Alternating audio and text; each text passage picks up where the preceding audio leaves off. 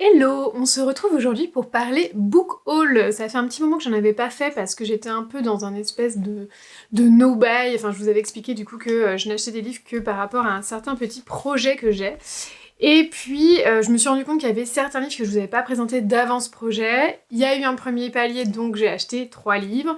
Et il y a eu la Fête des Mères, et j'ai été extrêmement gâtée par mon cher et tendre mari. Du coup, j'ai plein de livres à vous présenter.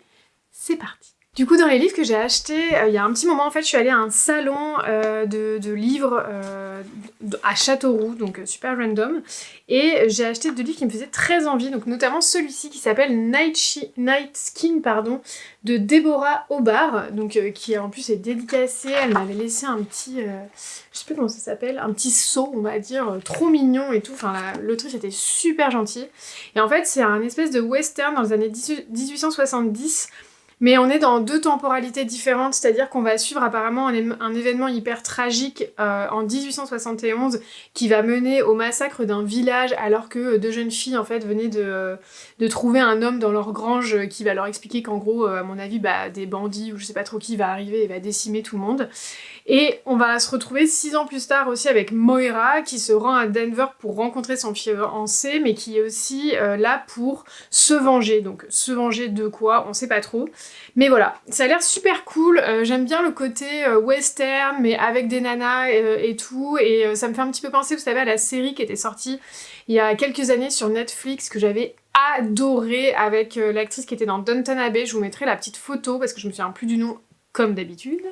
Et donc voilà, donc je pense qu'il y a vraiment cette vibe là, ça a l'air super cool. Je trouve que pour des livres qui sont auto-édités, me semble-t-il, ouais c'est ça, franchement la mise en page est très soignée, c'est écrit gros, franchement ça a l'air hyper agréable à lire, donc ça je me le garde pour cet été ou pour la rentrée grand maximum. Ensuite, dans un autre genre tout à fait, j'ai rencontré du coup l'autrice Agnès Clancier et j'ai pris son livre Dans le rêve de l'arbre creux. Alors j'ai eu un coup de cœur pour la couverture, je ne saurais trop vous expliquer, mais en fait le livre m'a vraiment attirée complètement. Et donc du coup là on va suivre, donc je vous lis le résumé parce que c'est très court. Il y a marqué janvier 1791, une jeune anglaise s'évade de la colonie pénitentiaire de Sydney aux confins de l'Australie. Perdue dans l'immensité du bush, au cœur d'un pays inexploré, elle prend rapidement conscience qu'il lui sera impossible de survivre seule. Boire, manger, dormir, rien ne se donne, tout est à conquérir, jusqu'à sa rencontre avec une tribu aborigène. Ça a l'air génial, pareil, l'autrice d'une douceur, d'une gentillesse, vraiment absolument incroyable. Elle avait plusieurs livres notamment qu'elle avait écrits, et c'était toujours des héroïnes un peu femmes et un peu fortes. Donc je suis hyper, on va dire, curieuse parce que apparemment ce livre en fait est une suite du coup d'un premier roman où en fait on suivait la même héroïne mais qui était donc justement en prison en Australie. Donc mais elle m'a dit qu'on pouvait tout à fait les lire séparément. Donc écoutez, moi c'était celui-ci, le côté un peu plus aventure dans le bush australien et tout qui me tentait. Voilà, j'espère que je vais retrouver ce côté un peu grand espace, mais aussi plongé dans la culture aborigène, qui est une culture qui m'intéresse beaucoup, donc on verra ça ensemble. Dans les 3 livres que je me suis offert du coup pour mon palier, il y a évidemment des sorties qui me faisaient hyper envie. Donc la première, sans surprise, c'est Caught Up de Listom Form, du coup, qui est sorti aux éditions Chatterley. C'est le tome 3 du coup dans sa série Windy City, ou Wind City, je sais plus comment ça s'appelle, je suis désolée. Il y avait déjà eu du coup Mile High and the Right Move, que j'avais lu du coup le mois dernier et que j'ai adoré, enfin vraiment j'ai vraiment passé un super bon moment. Du coup forcément j'avais très envie de découvrir cette 3e histoire où là on va suivre du coup un joueur de baseball père célibataire et sa nounou, si j'ai bien compris, qui est chef pâtissière. Donc après pourquoi elle est sa nounou, c'est un petit peu ce qu'on cherche à comprendre. Dans le 2 on croisait déjà Kai, du coup le joueur de baseball, et on comprenait en fait qu'il était ultra protecteur de son enfant. Je crois que c'est son fils, si je dis pas de bêtises. Oui c'est ça, c'est un petit garçon. Et donc il est hyper protecteur de son fils et il a tendance finalement à licencier les nounous dès qu'elles se présentent au bout de 2 jours, dès qu'elles font le moindre faux pas selon ses critères ultra exigeants. Et donc je pense que ça va parler notamment de ça, de comment tu vis ta vie d'athlète un peu quand t'as un enfant en bas âge et que il te faut quelqu'un en fait pour garder ton enfant parce que tu es sans arrêt en déplacement. Donc ça a l'air super cool. Moi j'adore le baseball, tous les films, les séries sur le baseball et tout, J'avais vu une série trop cool d'ailleurs avec une équipe de baseball féminine, je crois que c'était sur Amazon, pareil, je vous mettrai la petite photo. C'est la journée, un livre, une série, je devrais limite faire une vidéo sur ça à chaque fois pour mes recos. C'est une idée que je me note du coup. Mais voilà, après je le trouve un peu plus court que les autres parce que les autres étaient quand même des sacrées pavasses. Donc c'est peut-être pas plus mal parce que du coup comme on reprochait à Alice Stamford d'être un petit peu longuette dans certains de ses passages de son livre, bon on verra, écoutez ce que ça donne. Moi j'avais pas trop trouvé, donc bon, j'espère que moi je resterai pas sur ma faim. Dans une autre vibe complètement, alors vous voyez, il y a le beau marque-page de ma fille à l'intérieur parce que je suis en train de le lire. Du coup, je me suis prise A Kiss of Iron de Claire Sager, qui est donc paru aux éditions, ou Sager, je sais pas comment on dit, aux éditions Bragelonne, dans une édition qui était juste trop belle. Et franchement, rien que pour le livre, j'avoue que j'ai craqué sans à peine avoir lu l'histoire. Après, ce qu'on disait, c'était qu'il y avait quand même un peu un côté Bridgerton, mais en mode romantasy, donc j'étais là, allons-y. Donc ça, c'est vraiment le genre de livre où quand je l'ai vu, je me suis dit 5-star material. Donc on verra ce que ça donne. J'ai commencé, pour l'instant, je dirais pas que c'est un coup de cœur, mais j'aime beaucoup, je suis bien prise dans l'histoire, donc à suivre. On suit du coup Kat, qui est une jeune femme qui en fait a fait un mauvais mariage en gros et qui se retrouve à jouer les bandits de grand chemin pour pouvoir survivre jusqu'au jour où en fait elle va être appelée à la cour afin d'être missionnée en tant qu'espionne pour espionner finalement la délégation de Fae qui vient d'arriver au royaume et donc voilà, ça va être un petit peu ce côté espionnage en plein bal, en pleine session de thé, etc. Donc c'est pour ça qu'il y a un petit côté Bridgerton, qu'il y a ce petit côté un petit peu vieille Angleterre. Mais bon voilà, pour le moment, ça s'arrête là, j'ai pas vu d'autres parallèles. C'est un petit peu lent pour le moment, je trouve, à démarrer. On verra ce que ça donne. Ensuite, j'ai acheté celui-ci, Glow of the Everflame, qui est de Penco, qui est donc sorti aux éditions Calix, dans une édition qui est toujours aussi douteuse, je suis désolée, y a des éditions qui sont jolies, c'est Calix, mais là, ce vert fluo alien, là, il est, mais... Enfin, vraiment, j'ai vraiment du mal, quoi. Bon, bref, de toute façon, j'avais pas le choix, il y avait que cette édition-là, sinon, très franchement, je pense que je l'aurais pris en brochet, je l'aurais pas du tout pris dans cette édition-là. Mais peu importe, parce que pour le coup celui-ci je l'ai déjà lu parce que à peine arrivé je l'ai dégommé vraiment en quelques jours et je vous en parlerai du coup dans mon bilan de lecture.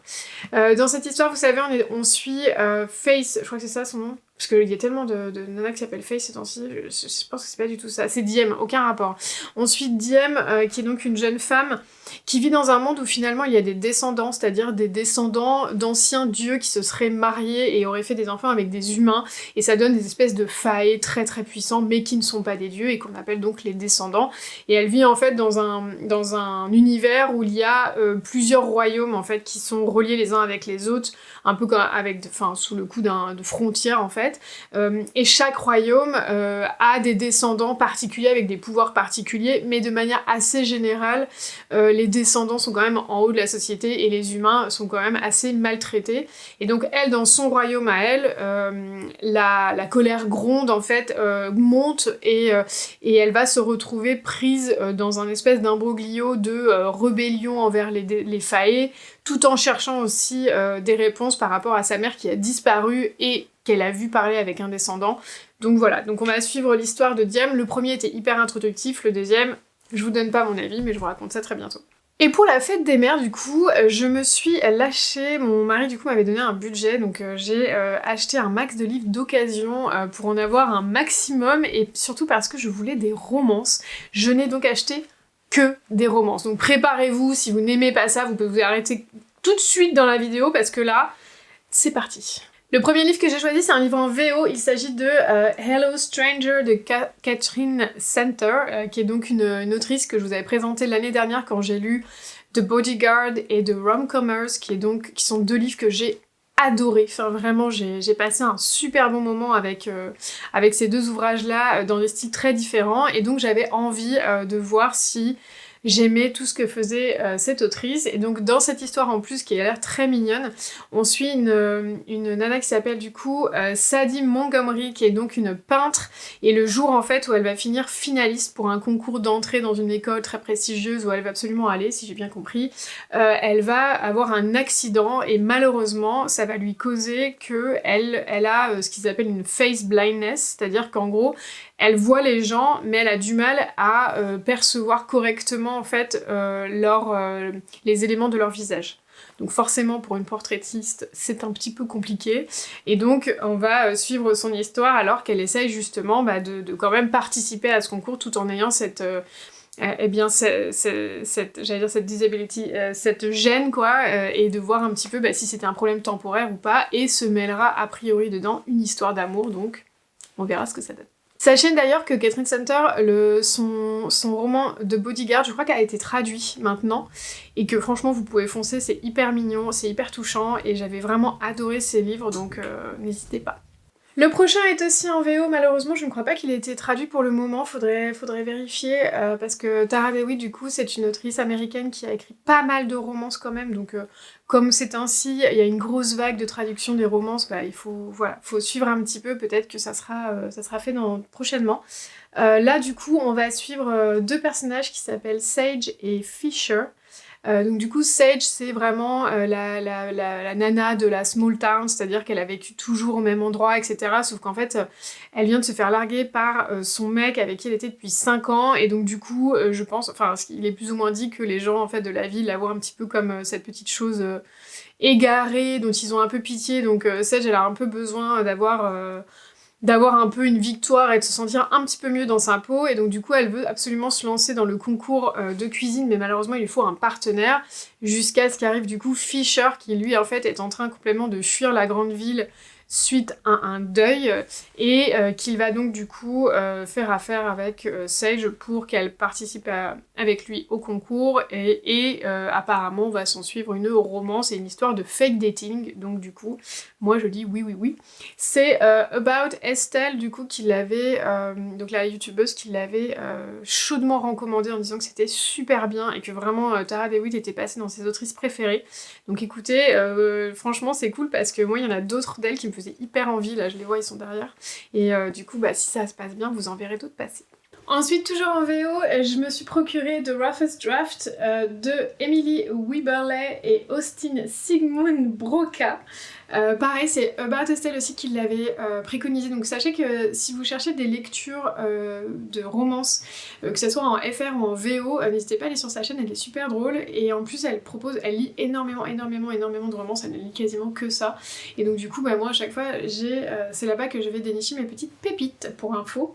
Donc dans cette histoire on va suivre du coup deux auteurs en fait qui avaient écrit un livre ensemble qui a fait un succès énorme, mais qui depuis ne se parlent plus, et malheureusement leur maison d'édition va leur demander finalement de remplir leur contrat et de finir le manuscrit qu'ils avaient entamé, qui est, je ne sais pas si c'était la suite du premier ou pas, et donc de leur rendre, donc ils vont devoir à nouveau écrire ensemble et faire équipe alors qu'ils ne peuvent plus se blairer. Donc apparemment dans l'histoire on va découvrir pourquoi, et on espère qu'ils vont avoir une deuxième chance dans leur amitié ou leur romance. Je vous présente un dernier livre en anglais et ensuite on passera au livre que je me suis procuré en français. Donc là j'ai acheté Not in My Book de Katie Holt, qui me faisait hyper envie parce que c'est l'histoire finalement encore une fois de deux écrivains, et moi j'avoue que les livres, sur les bibliothèques, sur les librairies, sur les écrivains, j'adore. Donc celui-ci me faisait trop envie. On va parler du coup de Rosie Maxwell et de Hayden Huntington. Donc Rosie son rêve en fait c'est d'écrire de la romance et de devenir une autrice à succès, alors que Hayden c'est un peu son némésis et qui pense que en fait la romance est un sous-genre et que ça sert absolument à rien, et malheureusement en fait comme ils sont sans arrêt en train de se chamailler en cours, leur prof va dire puisque c'est comme ça vous allez devoir écrire une romance à 4 mains et que ça soit convaincant quoi, et donc ils vont devoir faire équipe alors qu'ils peuvent pas se piffrer, donc ça a l'air plutôt cool. On va voir un peu ce que ça va donner, je sais pas trop comment Hayden en fait va devoir plonger dans cet univers là, c'est assez rigolo, je trouve que ça a un côté un peu comme The Rom-Commerce où on avait du coup pareil, je crois que c'était Emma je crois elle s'appelait, qui devait écrire donc un scénario de romance avec un mec qui pensait que la romance était de la grosse merde, et c'était assez rigolo, donc on va voir pareil, est-ce que ça va être cocasse, rigolo ou pas, ou est-ce que ça va vraiment être pic acide sur pic acide, on découvrira ça. Ensuite, je me suis pris pas mal de romances en français. J'ai commencé du coup par me prendre cette magnifique édition de La Ronde des Saisons de Lisa Kleypas, qui est donc une romance Régence. Donc là j'ai les 2 tomes, donc je suis hyper contente. C'est vraiment un livre qui me faisait très envie depuis longtemps, et surtout donc j'ai entendu énormément de bien, parce que malheureusement la romance Régence c'est pas toujours de qualité, hein. C'est un peu les romans qu'on prend un petit peu comme ça, qui sont légers, parfois on tombe sur des super petites pépites, parfois on a les Bridgerton qui est donc une série vraiment incroyable, et puis parfois on a des romances voilà, qu'on a vite lues, vite oubliées. A priori, celle-ci, ça sera pas le cas, donc je vous lis l'histoire. 4 jeunes femmes scellent un pacte pour s'aider mutuellement à trouver un mari, quel qu'en soit le prix. La fière Annabelle Peyton est l'une d'entre elles. Elle n'aura que l'embarras du choix si elle avait une dot. Comble de l'horreur, son admirateur le plus tenace est l'effronté Simon Hunt, un séduisant entrepreneur qui veut faire d'elle sa maîtresse. Son amie Lillian Bowman, quant à elle, une héritière américaine au caractère bien trempé, semble effrayer la gente masculine. Sauf l'arrogant comte de Westcliff que Lillian, évidemment, méprise. Donc ça a l'air un petit peu drôle. J'espère que je vais retrouver un petit peu le style dedans de Julia Quinn, c'est-à-dire ce côté un peu moqueur finalement de l'époque, mais qui garde les codes et qui fait que la romance est hyper sympa et tout. Donc ça a l'air bien parti, mais en tout cas l'édition elle est vraiment trop jolie. Et puis vert et rose, j'ai envie de vous dire mes 2 couleurs préférées. Je suis comblée. Ensuite, je suis tellement heureuse de vous présenter ce livre parce que ça fait je ne sais pas combien de temps que je veux lire du Abby Jiménez. Je pense que vraiment quand son livre Just for the Summer est sorti en anglais il y a 1 an ou 2, déjà c'était une autrice que j'avais dans le viseur parce qu'on n'arrêtait pas d'en parler, de dire que ses livres étaient trop bien. Et je ne sais pas du tout pourquoi je n'avais encore jamais lu de ses livres. Là, quand j'ai vu que Just for the Summer était traduit, je me suis dit mais attends, ça fait combien de temps en fait que tu veux lire? Je pensais que c'était hier et en fait visiblement pas. Donc trêve de blabla, tout ça pour vous dire que je me suis procuré du coup Ton Monde et le Mien. Alors moi je l'ai en grand format parce que je l'ai pris d'occasion, que j'ai payé un tout petit prix, mais sachez qu'il sort ce mois-ci en poche, donc plus d'excuses du coup pour lire du Abby Jiménez, et celui-ci c'est le premier tome dans sa série là qu'elle est en train d'écrire, mais il faut savoir que ce sont des tomes compagnons, donc vous pouvez les lire de façon séparée, c'est pas grave, mais d'après ce que je comprends, on retrouve certains des personnages dans les livres des uns et des autres. Donc dans celui-ci qui est le premier, on va suivre Alexis et Daniel. Donc Alexis c'est une comment on appelle ça, pardon, excusez-moi, j'ai un moment une chirurgienne, voilà, une grande chirurgienne, etc. Ses parents la poussent dans cette voie-là, à toujours l'excellence, toujours aller plus loin et tout. Mais en fait, Alexis, elle serait très contente d'être médecin urgentiste et de rester médecin urgentiste parce que ça a l'air de vraiment la combler. Et elle va rencontrer Daniel, qui est menuisier, qui a 10 ans de moins qu'elle et qui est beaucoup plus terre-à-terre en fait, et qui est beaucoup moins dans cette espèce d'ambition dévorante. Et finalement, Alexis va, ou Alexis, je sais pas trop, je pense que c'est plutôt Alexis, va aux côtés de Daniel essayer de se rendre compte si oui ou non elle doit céder finalement aux convenances et à la pression familiale, ou si elle n'a pas un autre chemin pour elle qui la rendrait bien plus heureuse. Donc je pense que ça va être très très beau, et je pense que ce côté un peu différence d'âge, différence plus ou moins de classe sociale, parce que c'est un peu ce qui est sous-entendu en 4ème de couverture, je sais pas si c'est le cas, et pression familiale, etc. et tout, moi je trouve que c'est hyper intéressant, et ça permet un petit peu d'amener de la fraîcheur dans des romances contemporaines, parfois où on est un petit peu trop sur un mec riche, une nana riche se rencontrent. Ensuite, je me suis pris du coup le tome compagnon de The Bribe que j'avais lu il y a pas longtemps et que j'avais beaucoup aimé. Ça s'appelle du coup The Bluff, l'amour sans attache. Donc c'est le tome 2 dans la série Calamity Montana de Daphne Perry, qui est donc une autrice grâce à The Bribe, et j'espère celui-ci qui me plaît beaucoup et dont j'aimerais beaucoup découvrir d'autres ouvrages. Là, en plus, dans cette histoire-là, on est sur une histoire de faux mariage, puisqu'on va suivre une jeune femme, donc je vous donne pas son nom parce qu'elle était dans le 1, ce serait quand même dommage de vous tout spoiler. Mais c'est une jeune femme du coup qui vient elle aussi habiter dans la petite ville de Calamity, mais elle s'ennuie et un soir elle va coucher avec un homme absolument sexy, ténébreux, tout ce que vous voulez, et lui en fait cherche activement à récupérer la garde de sa fille, et donc elle va lui dire tu sais quoi, on a qu'à se marier et comme ça ça va renforcer ton dossier. tout à fait, j'ai envie de vous dire, mais en tout cas, écoutez, ça a l'air bien drôle, ça a l'air bien sympa, et je pense que comme le premier, ça va se lire tout seul. Donc très contente. Ensuite, il y a un livre qui me donne une énorme vibe de la momie, mais sans le côté fantastique. Je vous présente du coup Un insupportable gentleman, Loretta Chase, les Carsington. C'est donc une romance Régence qui est parue donc aux éditions J'ai lu dans ce petit format. Ça me fait trop envie. C'est l'histoire d'une jeune femme qui est veuve et qui s'appelle Daphne Pembroke, qui est une férue de hiéroglyphes, une férue d'Égypte antique. Et en fait, elle mène énormément de recherches, mais tout en étant aidée finalement de son frère Miles, qui est un peu sa couverture, puisque comme vous vous en doutez, à l'époque, être une femme et être une savante, ce n'était pas très apprécié. Et donc, à un moment donné, son frère, en fait, va être enlevé, a priori pour traduire un vieux papyrus ancien extrêmement coûteux, extrêmement cher, qui doit être revendu sur le marché noir, a priori. Et ce qu'elle va faire, c'est qu'elle va aller dans une prison et elle va récupérer Rupert Carsington, qui n'est pas, a priori, un homme extrêmement fiable, mais qui va être le seul à bien vouloir l'aider à retrouver son frère au Caire. Donc, ça a l'air très cool.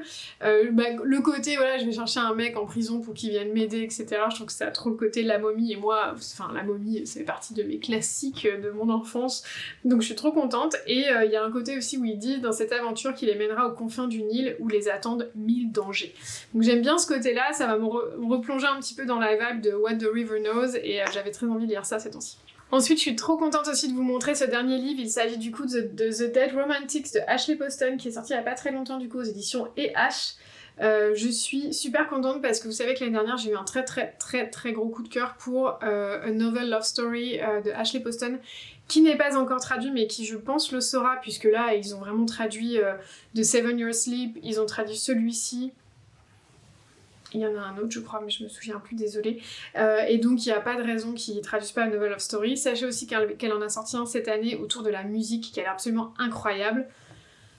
Je pense que cette autrice, si ça se passe aussi bien avec celui-ci qu'avec le premier, peut vraiment devenir une de mes autrices favorites, parce qu'elle a vraiment le don de savoir très bien manier la romance et une touche de fantastique.